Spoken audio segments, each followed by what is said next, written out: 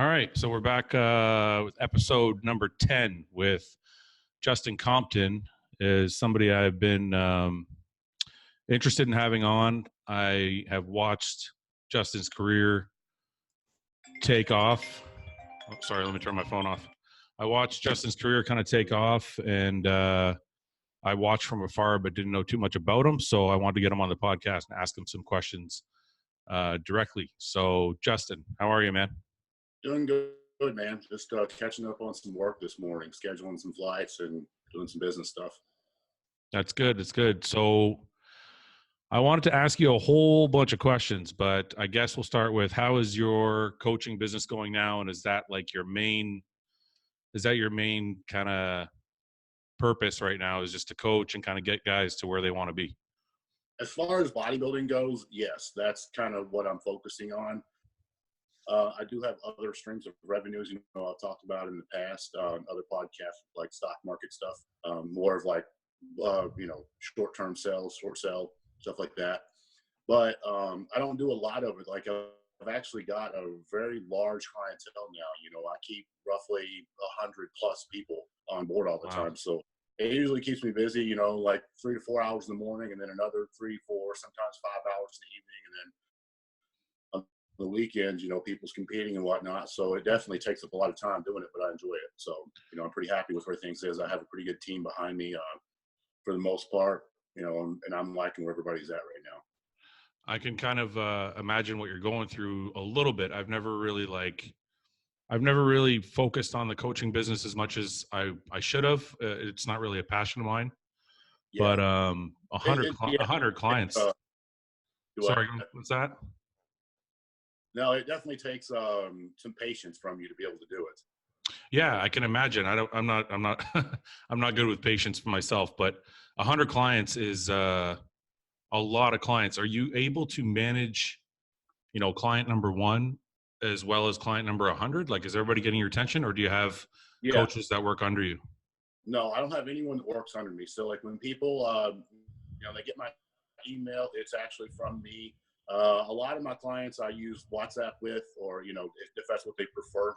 So that way, if they want to call me, that's fine too. I prefer not to call, just simply because, a call, I can do an email response in, 5, sometimes 10 minutes, but a call, could take more time. So I prefer to be time efficient with it. But, if somebody needs something specific, I don't have a problem getting on the phone with them either.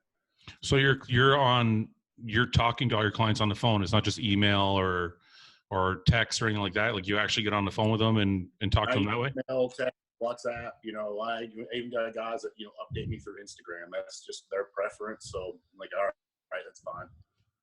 Normally when I wake up in the mornings, I just look at a platform. Either I'll go to emails, WhatsApp, Instagram, or text, and I'll answer everything there and then go over to the next one, and then so forth. So I want to ask you, so is this how do you plan to stay in the bodybuilding world with this job, or is this just kind of for now and then you kind of want to exit bodybuilding eventually, or how does that all I think I'll always be here to win. I don't think I want to have 100 clients, ultimately for the next 20 or 30 years. I don't think I can quite handle that. My patience and blood pressure can't. But yeah. We've looked into different things, man. I've looked into rental properties, like flipping property. The thing about that is, like, a property is actually higher where you're at than it is here. So, in order to like flip property efficiently, you need a substantial amount of equity up front to do so. Yeah. And then, we've looked into the restaurant business, which that kind of scares me a little bit, just simply because that's one of the most common failing businesses. Yeah. Well, you actually, so, I always wanted the gym, but like I always wanted the gym while I was competing. Now that I'm not actually competing, I don't know if I would want to pursue that. And especially in the last 10 to 12 years, the fitness industry has become very saturated, obviously with supplement companies, clothing companies, but also the gyms too. Like, I remember, 10 to 12 years ago when I was like just getting started into competing, we didn't have like, the small town that I'm from, it had one gym. Now it's got 4. Yeah. Yeah. And, there's really no need for 4 gyms in that town, but it's just the fact that it's growing that fast. And, it's obviously going to affect business when you have that much competition. I noticed that here, me and my business partner here, we're talking about opening a gym, and there's literally like there's got to be 35 gyms in my city, and it's only 200,000 people here. But the one thing I did notice was there isn't any hardcore gyms. So me and a friend of mine were like, you know, we can still do it. We just have to cater to that like bodybuilding crowd that really likes to lift, because most of the gyms are catering to like people. What's that? If you have enough people, sorry, I didn't mean to cut you off. No, it's okay. If you have enough people in like that field in your area, it can work. But I've found that most of the bodybuilding gyms that I've traveled to, like I'm sure you have too, like when you go around the world, you go to gyms, the hardcore gym that you go to, if you just take a look around, you don't see a lot of members in there. And that is what scares me with that. You know, I personally don't want to walk into a crowded gym. I would rather have it all to myself, but I also know that that's not good for business. No, and I agree with that. But I think our thing was the gym that we wanted to do was more of a passion project. It wasn't really like, you know, we want to do other things to make more money too. And if we make a little bit of money at it, it's cool. But it was more of a kind of just a place for us to train and have as our own. You know what I mean? Yeah. So that's not something you want to get into right now? I've considered it, you know, but honestly, I don't think I would do the hardcore style gym, just because at least the areas that I've lived in my life, there's not enough clientele to support, you know, what just the overhead of what that's going to be. Like if you had, I feel like you're going to need a minimum of 1,000 members just to keep you floating. And there's just not that many people that compete around here. And, you know, it's hard to also compete when you have the other gyms that's charging $15.99 a month or, you know, $19.99 a month. It's hard to compete with that because they're like a corporation who has enough money. Like, take Planet Fitness. They can offer people $10 a month. And for the first year or two in these small cities, they can actually lose money and be okay with that until they can monopolize the market by putting the smaller gyms out, the local gyms out. And then they got the whole market to themselves. Yeah. No, that makes sense. And I understand. That I know. So what are some of the other things you're doing other than stock market? Is there other thing, and is it real estate, stock market, and coaching? That's kind of where you're at right now? Coaching probably takes 70% of my time. Real estate is something I actually haven't moved into that yet. Like I want to say that that's something I want to do, but it's not something that I've moved into just simply because I'm not educated enough in it. I'm trying to learn more. That's something, you know, you don't really want to, I'm not willing to, I don't gamble. I'll say that. I don't gamble with any. So I don't want, if I'm going to do something, I want to make a very educated decision in doing it. And yes, stocks is obviously gambling, but you know, I'm very particular on what I'll buy as well. Like if I don't see solid breakout coming, I'm out. You know, I don't take any risk with it. Primarily because I've lost in the past and I don't want to go through that again. It seems like you're very calculated in all of your decisions. So be too risky. One of the things I wanted to ask you about was I looked at your competition history and I noticed you have some pretty big jumps. Like I looked at your NPC nationals the first year, and then the next year you won. The first year, I think you were 13th or something like that, it said. And then I also noticed in your pro career, you were 5th. And then the next year after that, you were 1st. So what is it? How are you making these jumps? Because I think what people want to know is some of these guys want to know how to put on muscle. And you have people like, you know, Tony Huge and these people saying you put on 30 pounds of muscle in a month and all this shit. And we both know that's nonsense. But I want to know, and I think a lot of people want to know, because you interviewed me at the Toronto Pro in 2012 or 2013. Yeah, it's 13. I don't know if you remember that, but you said to me at the end of the interview, one day I'll be standing with you or next to you or something like that. And I thought to myself, I think I just found out who you were. I'm like, I don't know who this guy is, but I'm like, okay. And then the next year you fucking blew past me. So how do you go from a new pro who's like still trying to make his mark to just like making that huge jump and getting into the top tier? Like, what did you do? Well, starting out with nationals, you know, everyone sees 13th, you know, first, but really that year, 2011, the year that I finished 13th, I had just previously gotten second at junior national. I was behind Kevin Jordan. And I feel like that was a really good look for me, especially from what I came for in my previous contest. But when I did the nationals in 2011, when I got 13th, I did not look good. I was not proud of that. Like it was probably the not probably, it's the actual worst placing I ever got in my whole career. Like, I almost walked away, like finishing 13th out of like, I want to say 18, maybe 20 guys. It was enough to make me just want to say, okay, this is a fun little hobby, fun little pastime. It's time to, you know, like I have an engineering degree. So I was like, you know, maybe it's time to just become an engineer and change your lifestyle and move on with that. And I didn't really work out that much for like maybe a month, 6 weeks after. It's like hit or miss, because I was like, you know, what's the point in me like pushing myself to this limit? But I got back on the bandwagon and I started working with FAC again at that point. So FAC's the guy who prepped me for the 2011 Junior Nationals where I was on point. So I figured, okay, I'll go back to him and we can nail this. So 2012, I had a really good season. I had a couple little minor injuries, but for the most part, it was good. Life was good. Stress was low. Like I said, training was really good. And my lifestyle was allowing for bodybuilding to be 100%. How so? How so? Like, what was it? What was it about your lifestyle that made it more conducive? One thing, I think everybody that competes, you have a choice, like when it comes to how strict you want to be with things. And, you know, my choice was always to be 100%, like all the time. There was no excuses, whatever. But, you know, when people work, like, you know, one of my good friends at that time, he was working masonry construction. I mean, he's outside in the heat, you know, 100 plus degrees every day, carrying cinder blocks. I know for a fact, if I was doing that, by the time I got to the gym, I would be completely shot. And just the fact that it's burning up so much calories and energy, I don't feel like I would have made any progress. I feel like if I had to do that job, I would have went backwards.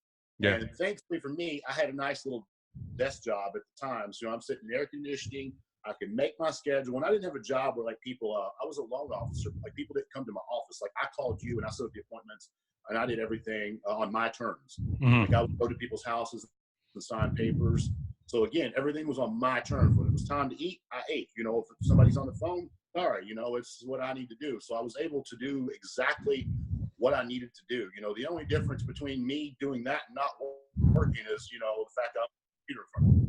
Yeah. You know, I'm just sitting there typing all day. So that made it really easy. And quite honestly, I was fortunate enough to have like my lifestyle set up like that the majority of my career.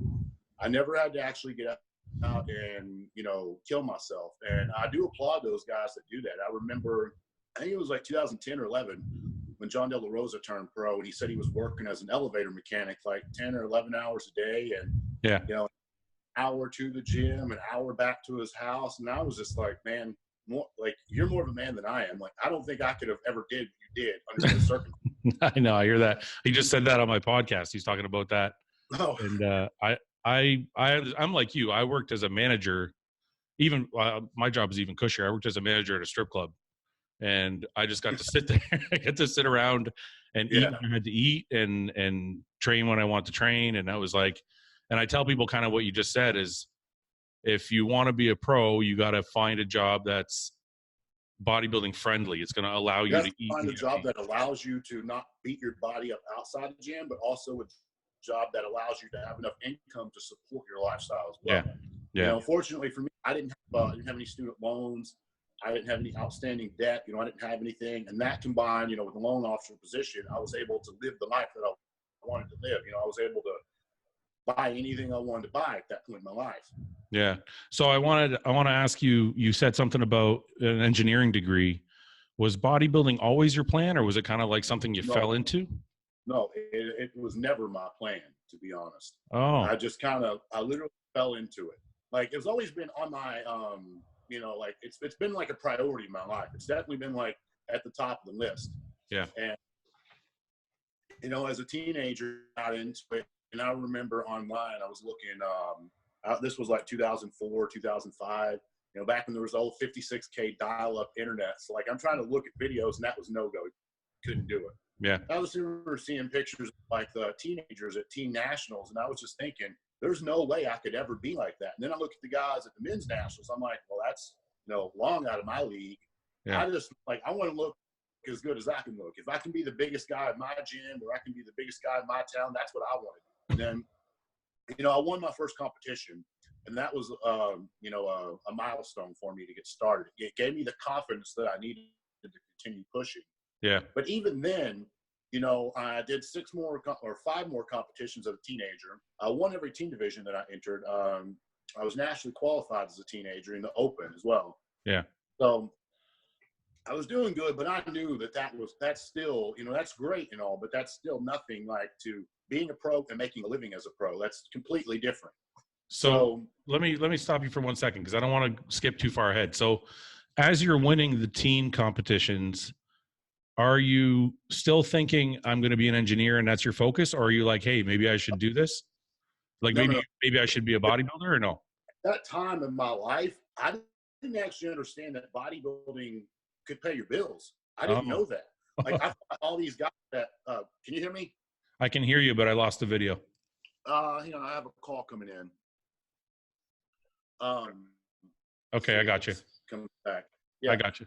Yeah. So at that time in my life, I actually didn't know that these guys were earning a living. Like I would open the magazines. I didn't know that like all these guys in those Muscle Tech ads. I think you were Muscle Tech too. Yeah, right? yeah, I was at the time. Yeah. I didn't realize there was money and salary in that. Like I didn't know. I thought, oh, these guys are getting a free photo shoot probably and getting themselves on magazines. That's cool. And all.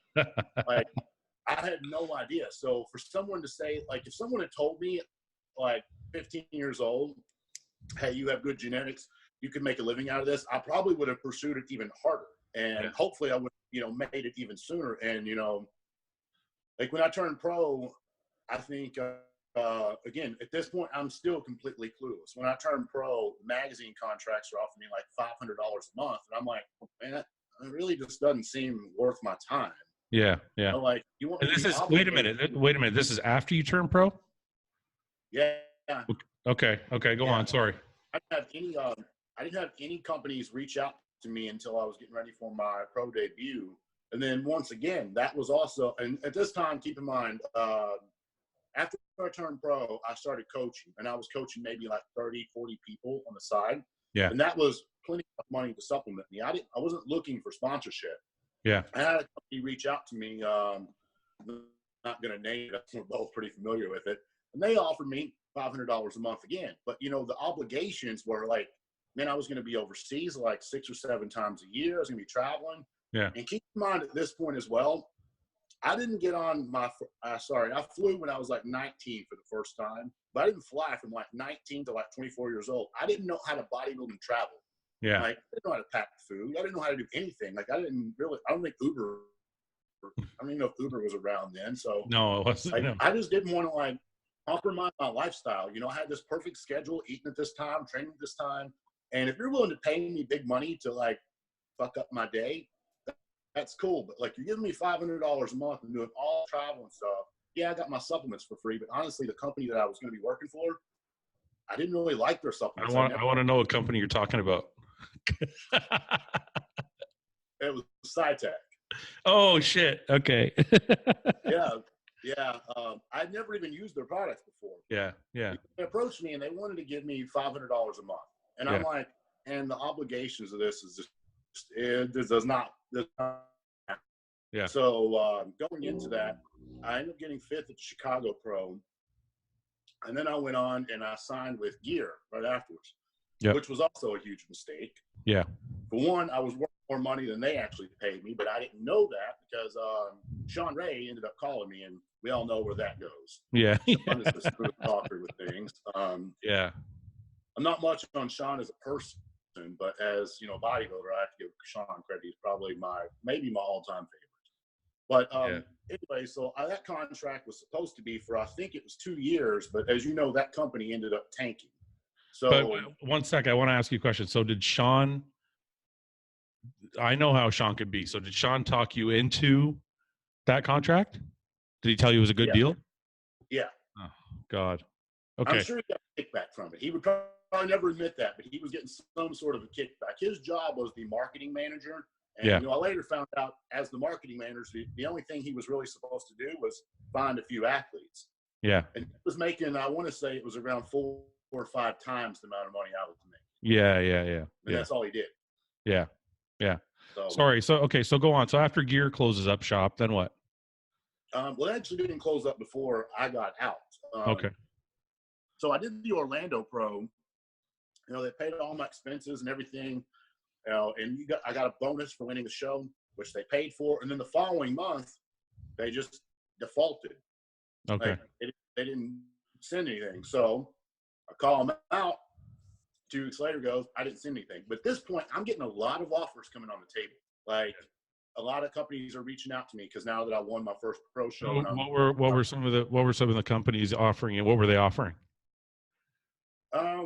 I mean, I had probably 15 to 20 different companies. Like if I wanted at that point, like, you know, bodybuilding back then was about, you know, who you are and the popularity and what you've done. It wasn't all about social media. Yeah.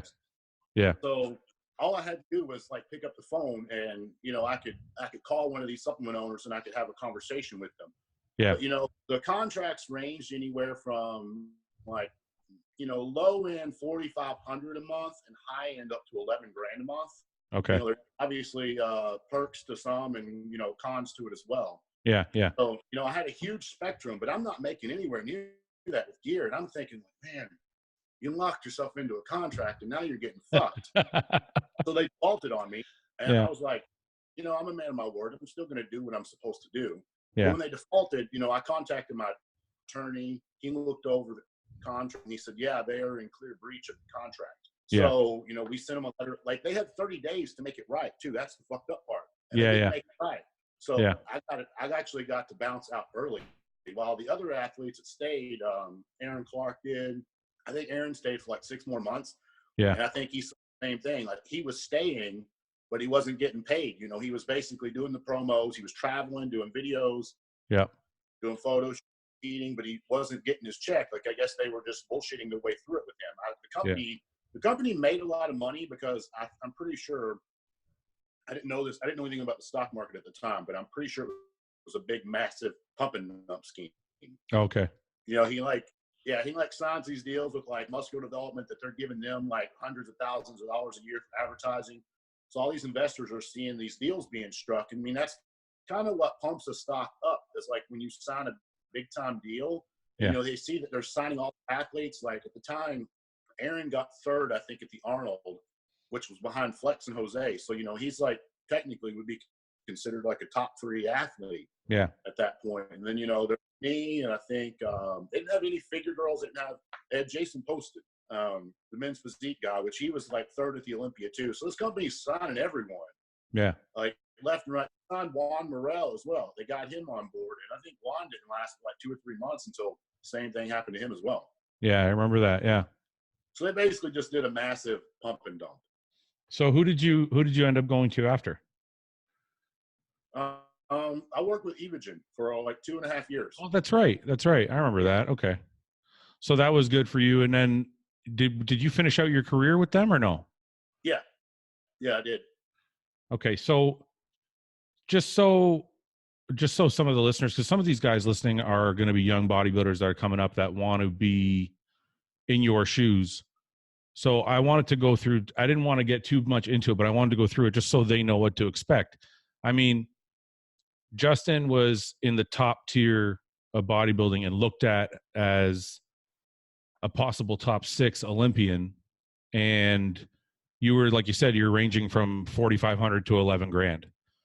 I suspect someone like Aaron Clark, and I don't mean this in a negative way at all, but I suspect someone like Aaron Clark probably stayed there because he didn't have any other offers that were better.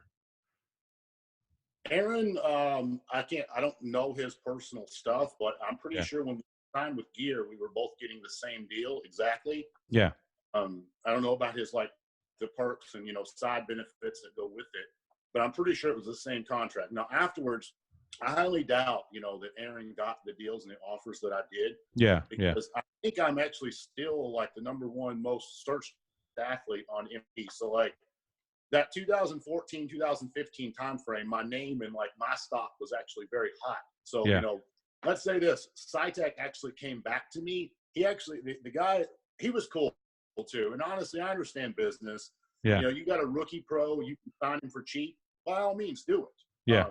But he actually approached me backstage at the Orlando Pro, and he asked me if I was signed with anyone, and asked me how long the contract was, and if I could get out of it, and if I'd be willing to come to them. And I actually just shot him a number that was like, at that time in my life, I thought this is completely unrealistic. He'll laugh at me. I just shot him a high number, like, yeah, we can do that. And I'm like, oh shit. I was like, and it made me realize what I could get. I Yeah. mean, I couldn't work with it just simply because I was locked into another contract at the time. Yeah. But it means he didn't even hesitate and say no. Yeah. He didn't even try to negotiate. I was like, man, I'm really getting shafted here. Yeah. Well, I think a lot of guys, the one thing I have seen in my career as I've gone, I think a lot of guys always sell themselves short. And I've noticed over the course of my career, I've gotten paid a lot more than guys who are a lot better than I was. And SciTech's a perfect example because SciTech paid me a stupid amount of money, and I wasn't on your level, but they came to me, and in 2012, I think, or 2011, I had left Muscle Tech. Muscle Tech actually let a whole bunch of people go because they needed the money to sign Phil Heath. And SciTech had came to me, and I said, I want 6 figures, and they said, okay. And I was like, I wasn't even a top 10 Olympian at the time. And the companies have money. And I think a lot of times these guys coming up and bodybuilders coming up just don't know better. Like you said, you had to kind of do it as a joke to figure out what you were really worth. Yeah.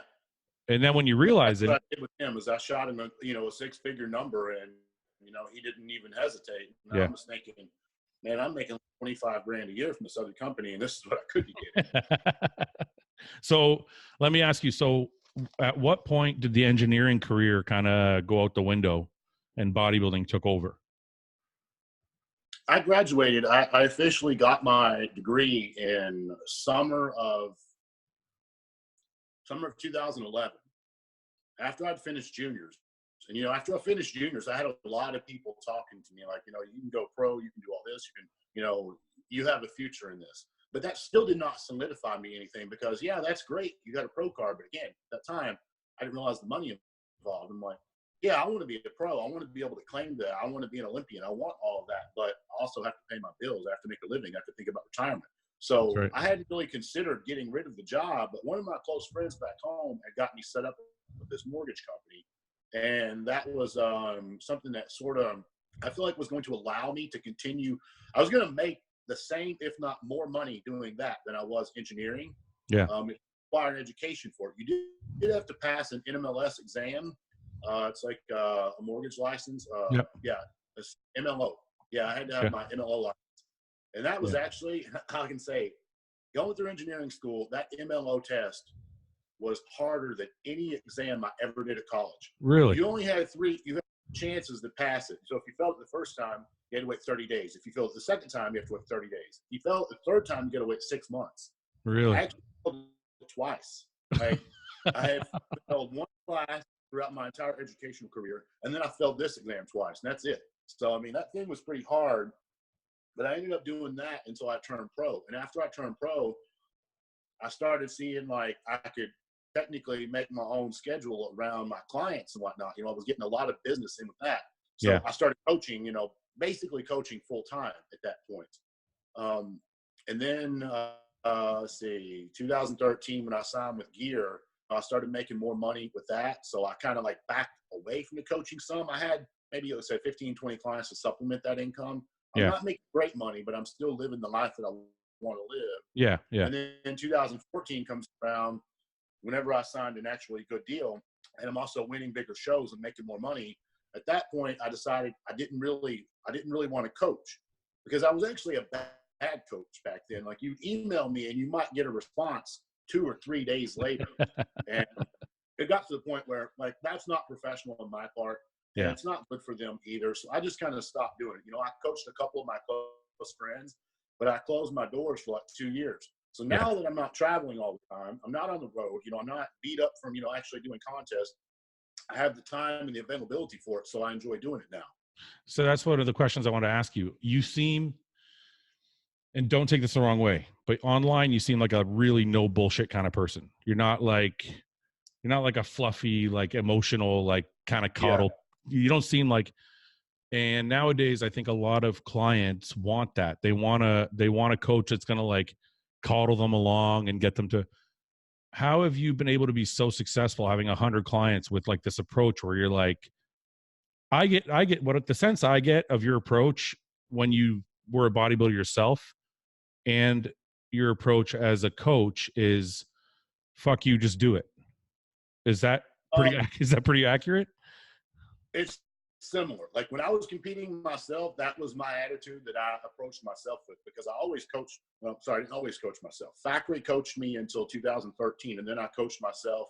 Yeah. And then in 16, I worked with a couple of people, sporadically. I worked with Jansen. I worked with Dave Caleb for a little, but for the most part, I can say the shows that I actually did win, the pro shows I won, I coached myself for all of those. Most people don't know that for some reason. And I think everyone seemed to think because I'm working, he would do what? I think it's because I think you said something about it that cleared it up for me. But at the time, I thought Jansen was your coach because he was always posting little things. He coached me for the 2016 Arnold. Okay. The 16 Arnold Columbus. And then I ended up finishing. There was no drama between me and Matt. Sorry, I think it's okay. It's okay. Go ahead. Sorry, I lost the video there. There was no drama between me and Matt. Me and Matt still talk this day, but there was an issue, so to say. Matt knows about it. I'm not going to go into that right now. But there was an issue finishing my own prep out.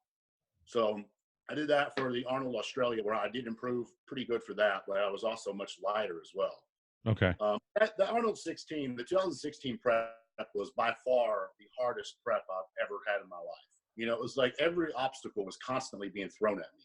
Yeah. But back to what I was saying with the coaching of the, do it and fuck off mentality, that's how I treated myself and my clients. Sometimes I want them to do exactly that, but I also know that circumstances occur in people's lives. These people are not, some of the people are pros, but not all of them are pros. Yeah. Some of them have real jobs and they have circumstances to work around in their life. So I take the life that they got and I work bodybuilding into that the best possible way for some of them. Because some of the guys I work with are not actually competitors. Some of them just want to live a good, healthy lifestyle. Yeah. And that kind of changes how I handle my approach. So if you're like 2 weeks of a pro show and you're telling me you want to do this and you want to do that, I'm just going to probably throw in the fucking towel. Like, you're at a pro show, like, why are you dicking around with your stuff? Yeah. But like I said, if someone's like, they're like a lifestyle client, so to say. I think that's the term people use nowadays. Yeah. When they're going on vacation, I'm just going to tell them here's your diet, use MyFitnessPal, enjoy it though while you're there. Like, I don't want you to eat chicken and rice the whole time you're sitting on the beach. Yeah. Like, you got to use your head with it. Like, make smart decisions. Like, if you've had a big breakfast, like you guys got a place I really love in Canada. It's called Cora's. Yeah. Yeah.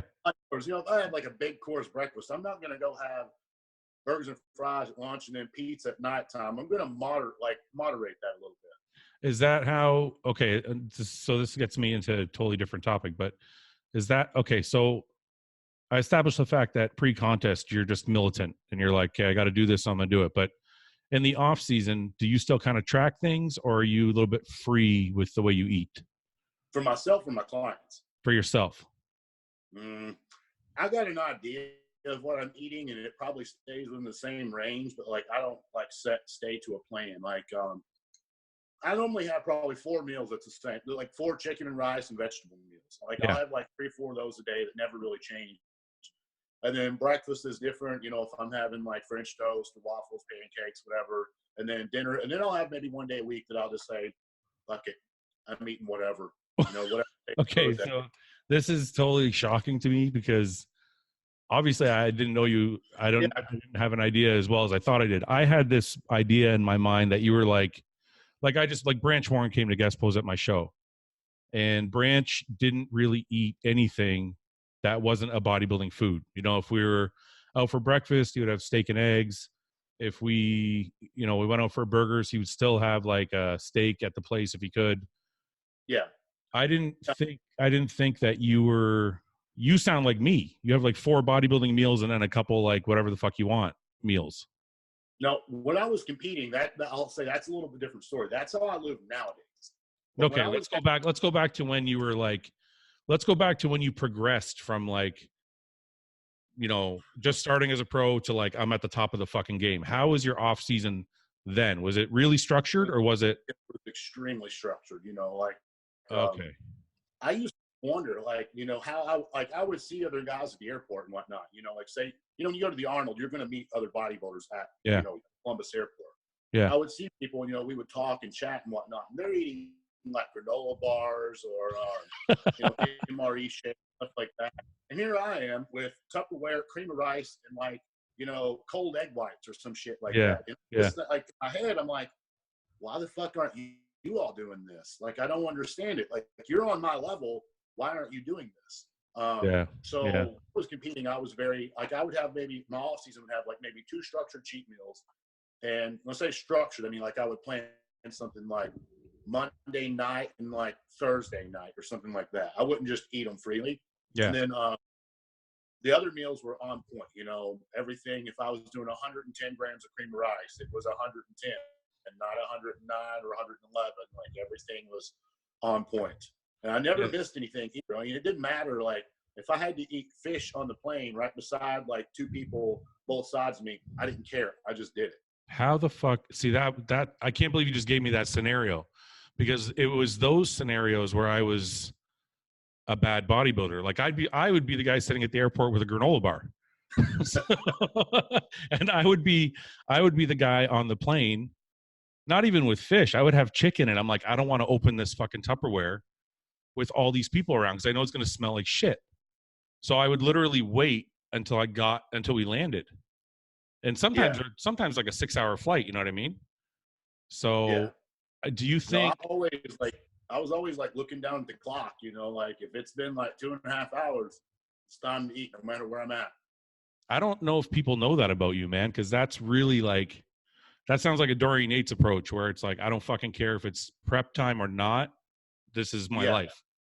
Like if you ever, I'm trying to think, you know, I spent a lot of my time in like 2014, 15 with Matt. But any of the guys, you know, around the Kentucky area where I was living at the time, they would all vouch and be like, yeah, the only way you're going to get Justin to break his diet is you're going to have to put a gun to his face. Really? Like I just simply, it's not so much the fact that I didn't want to do it. It's just the fact that I knew this is what I needed to do. Like, you know, I look at food sometimes and I'm like, I could eat it, I could not eat it, but I know this is going to make me better. Yeah, see, that's so crazy. I just take force.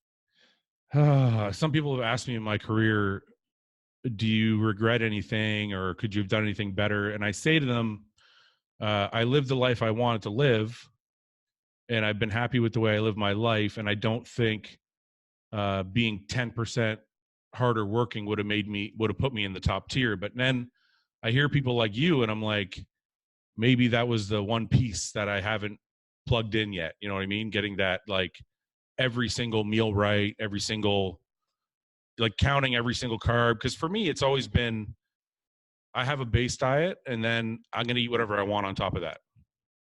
You know what I mean? So see, it's just like some of the regrets and stuff that you were talking about there. Like in hindsight now, and I look at this, I have a good metabolism to eat the amount of food and volume that I've eaten over the years and not just be a complete slob. You know, like when I was pushing my peak body weight, I was eating around 8,500, 9,000 calories. Holy shit. A lot of people can't fathom that, but you know, I had like a very structured diet and I was doing it. And that being said, I stayed relatively lean in doing so as well. Can I interrupt? I'm sorry. I'm sorry, Justin. Can I interrupt you for 1 second? Because that's like, people are going to find that to be crazy. So let's take the 8,500, or let's just take 9,000 for a round number. You're eating 9,000 calories of like clean food, like prep food? Yes and no. Like some of it, I guess you would say, like some people wouldn't call like Ezekiel bread and bagels and stuff like that. They wouldn't call that prep food. I would. But, you know, I mostly was eating rice. I'd have 1 potato meal a day. Usually it was about a pound, like a 16-ounce potato. Yeah. And then I would have oats. Like oats is something I just can't get rid of, man. It's my favorite food. Most people say it bloats them or whatever. I love oats. Green rice. I would eat bagels. Post-workout, I was always having like bagels and jam or honey and adding something like that to it. Yeah. I ate a lot of whole eggs. So I was getting in my protein and my fats at the same time with that. And I ate a lot of steak too. And there was times like in my off season when I was pushing the calories up, I wouldn't necessarily eat sirloin or like 90-10 or something. I would purposely eat a little bit fattier steak. Yeah. So I was getting food in that way. And avocados, I could eat like 10 of those a day. Okay, so those are all okay, but wait a minute, those are all bodybuilding foods. So it's not like you're eating garbage. Like you're eating. Well, I would also do rice pasta as well. I mean, technically it's pasta, but it's still made of like brown rice. Yeah. You know, I'd have people look and they'd be like, "You're not allowed to eat pasta," and I'm like, I just didn't acknowledge it. You know, I was like, "Yeah, I know, whatever." I do the rice pasta as well, but so 8,000 or 9,000 calories a day every day, and your body was processing it. Do you think your body was processing it because it was so clean, or is it just a genetic thing for you? Both, I think. Okay. At that time, I was training like when I was actually eating like that many calories. I remember I was doing a 2-a-day training split. Ah, now, okay. I bet 2 days down, I think I was still somewhere around. I monitored my weight every day for like a week to kind of see where I was fluctuating. And I think I was still around 7,000, 7,500. You know, so backing that training session off didn't lower my calories significantly. Yeah. So let me ask you, because I tried calories. Sorry, I tried the 2-a-day training. I've done it a few times, and I actually like the way it works, but I've never done it with 8,000 or 9,000 calories. How long did you do it? How long did you do the 2-a-day training, and did you stop because you burnt out, or did you stop for some other reason? No, I stopped because I was hurting. Like, okay. That's one thing. Like my digestive tract, my mentality, like my focus was there, but my joints and my tendons was not. You know, like I'm a volume trainer. Like when I say volume, if you ever follow my Q&As, I get fucking livid when people ask me, should I train with volume or should I train with heavy weight? And I'm like you got to fuck heavy weight, whether it's high volume or low volume. Yeah, you know, heavy meaning like heavy is a relative term. I know. Like I can 30-pound dumbbell curls, and that can be heavy if I'm going to complete failure with like 35 reps. That's right. You know, like if you're hitting failure, it's heavy. That's right. Or, you know, I can do like 65 or 70s for a lower rep range. Weight's heavier, but I'm still going to failure. So anyways, I was always kind of more, I do more sets. You know, I take my sets. So what does a volume day look like for you for like say chest?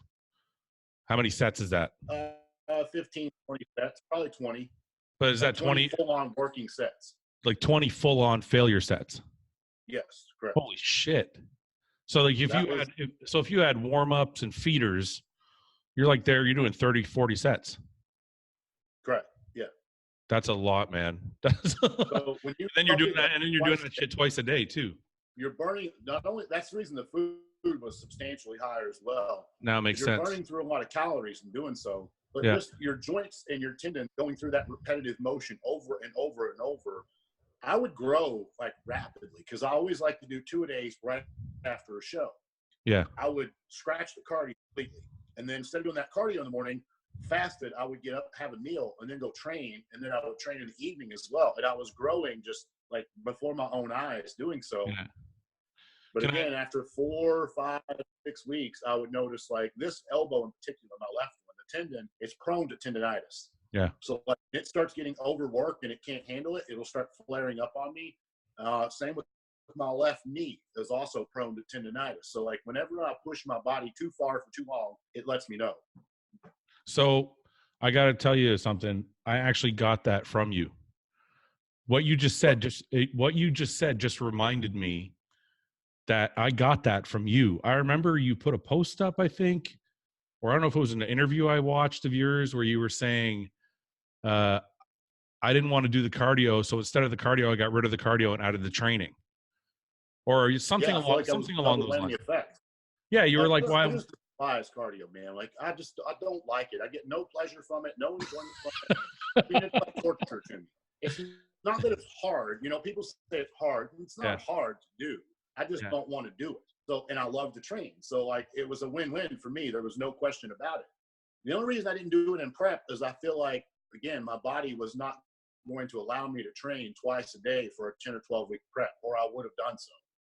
That's, it's funny you say that. I enjoyed training twice a day. I don't think I ate enough. Now hearing you talk about the numbers, I don't think I was eating enough for my body to handle it. Because after about 4 weeks, I would burn out. I would just start to feel tired and achy, and I'm like, I just wasn't recovering.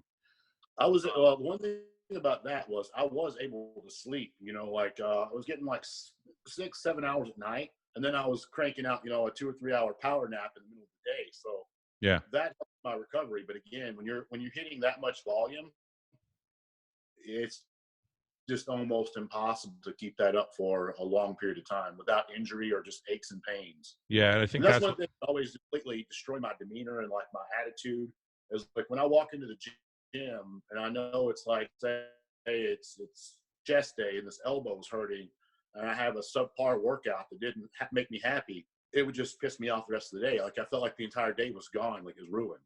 Yeah, I know exactly how you feel there. I mean, I've dealt with a lot of my own aches and pains, but so you don't like cardio at all? Because for me, cardio is like therapy. Like I'll go in the morning on an empty stomach and it like kind of clears my mind. So you don't get that at all from it?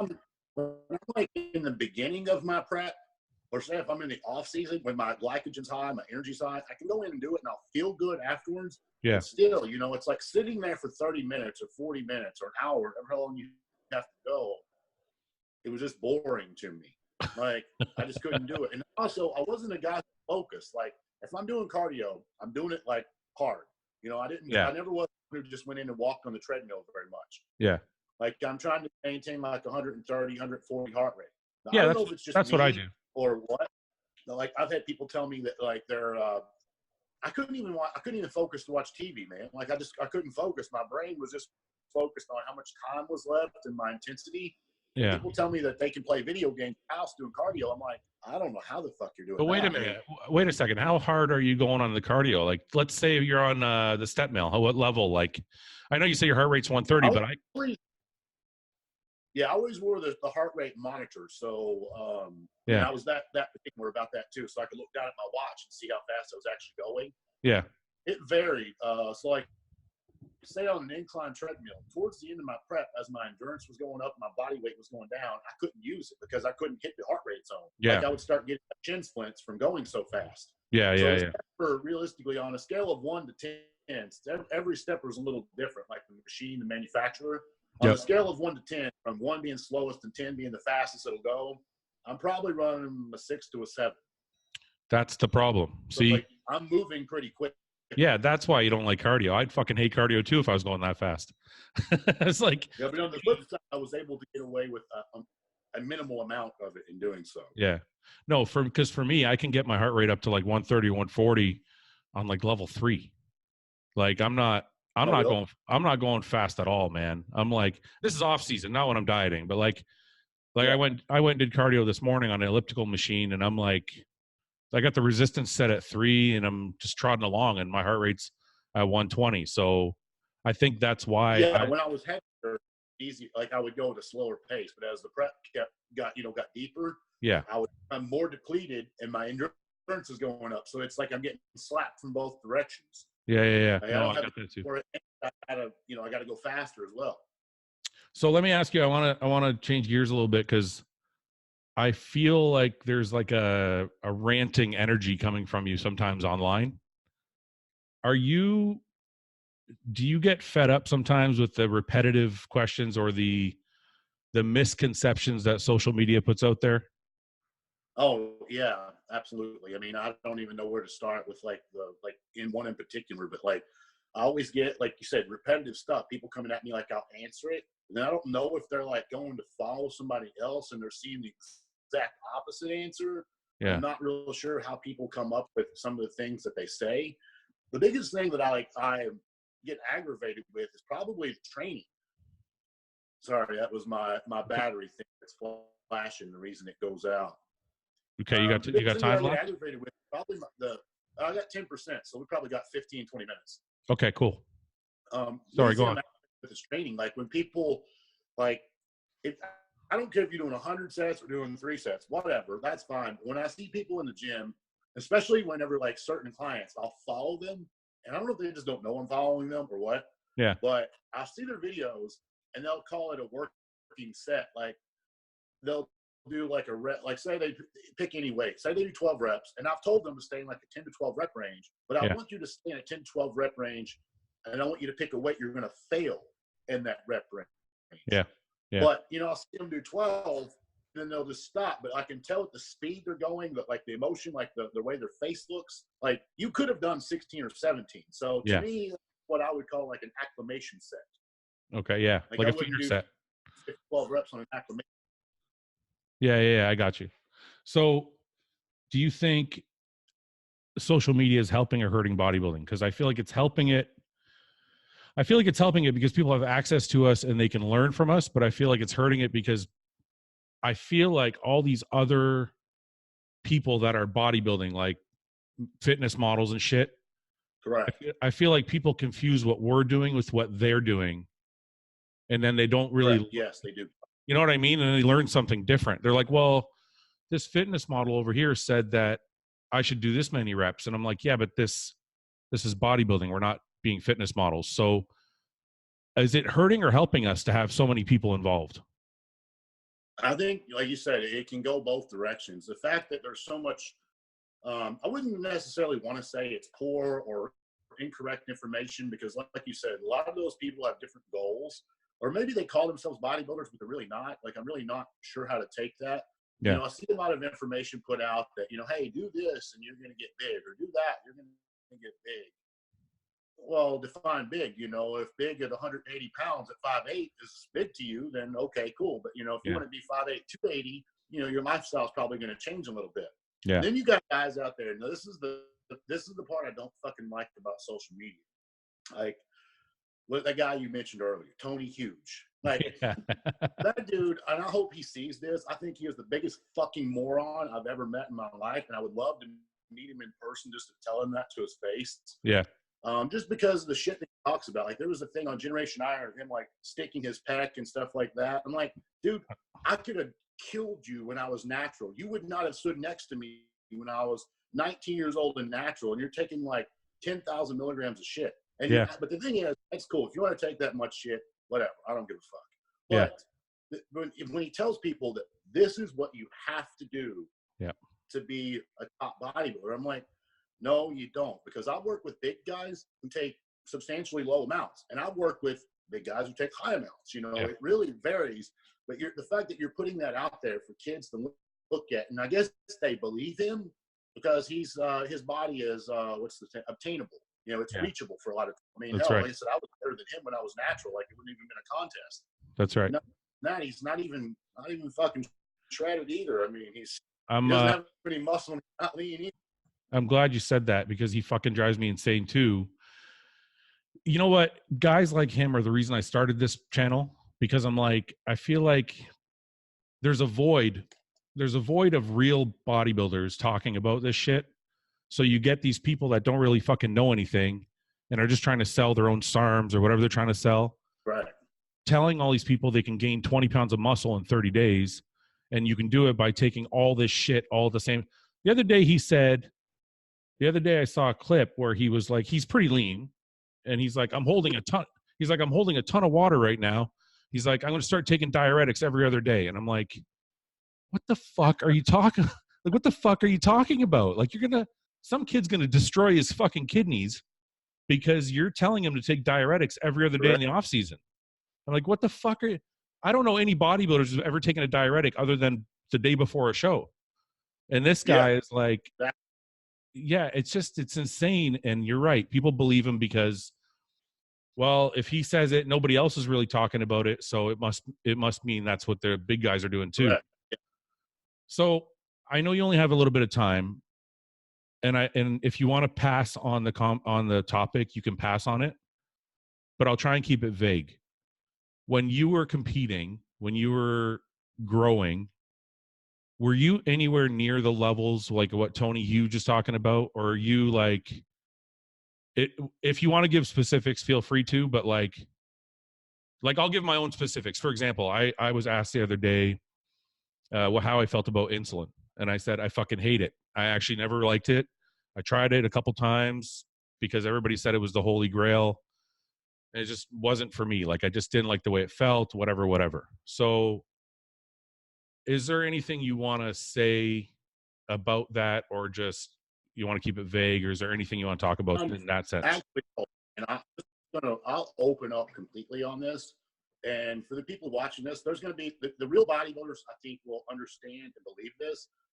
And the guys out there who have been spinning their wheels for the last 10 years and still haven't made any progress, they're not going to believe it. They're going to call bullshit. And that's perfectly fine. They can look that way for another 15 years. I don't give a fuck. But right. People don't believe this when I say it. From 2011 to 2016, end of 16, my dosages were almost identical. As far as the anabolics was almost the same. I believe the that. only thing that did change was 2011. I didn't have growth. I got growth like late 2012, and that started at 4. It went to 6, and then it got up to 8, and that was it.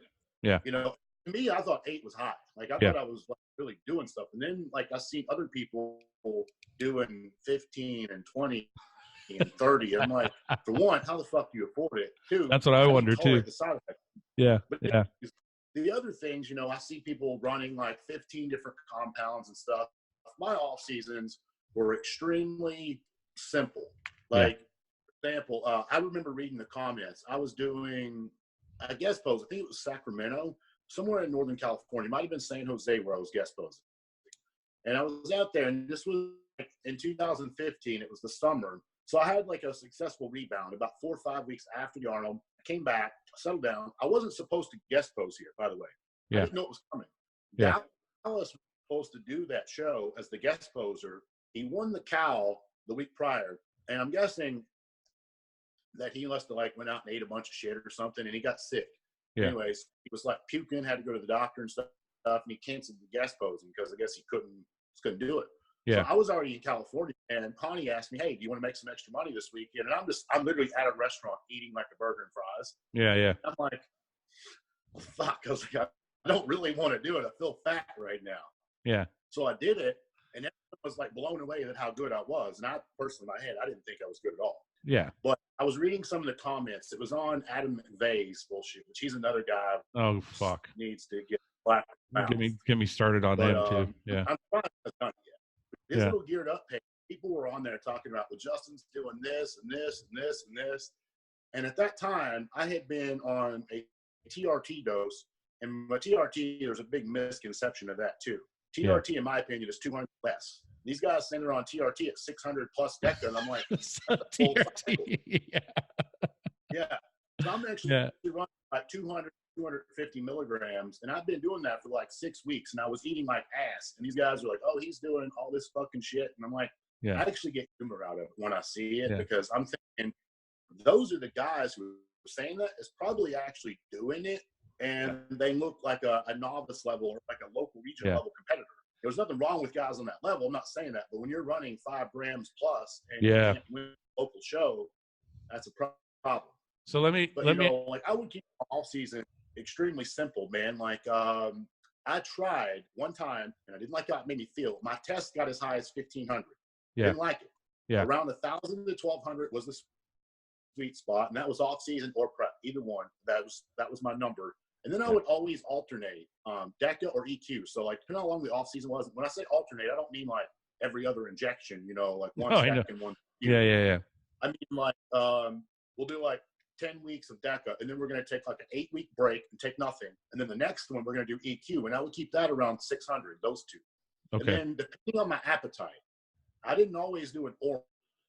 Like if my appetite was not the par, then I wouldn't take any orals. But if I feel like I could eat, I would do it. I learned in 2009, I couldn't take orals anymore.